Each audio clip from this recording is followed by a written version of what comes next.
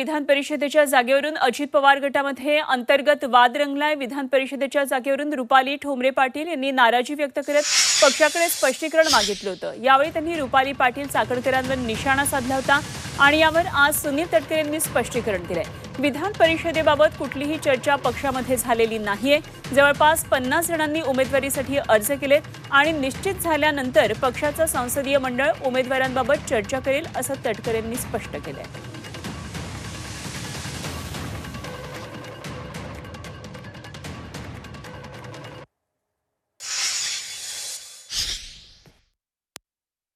मी स्वतः इच्छुक आहे।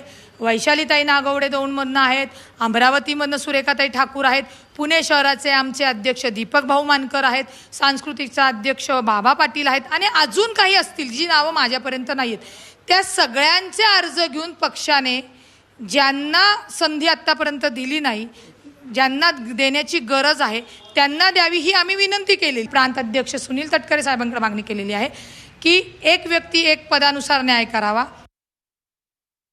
या संदर्भातली कुठली चर्चा महायुतीमध्ये अजून झालेली नाही, पक्षामध्ये सुद्धा झालेली नाही। किमान 50-55 सहकाऱ्यांनी विधान परिषदेची त्यांना जागा मिळवून अर्ज केलेला आहे। ज्या वेळेला निश्चिती होईल त्यावेळेला पक्षाचं संसदीय मंडळ या संदर्भातला निश्चितपणाने विचार करेल।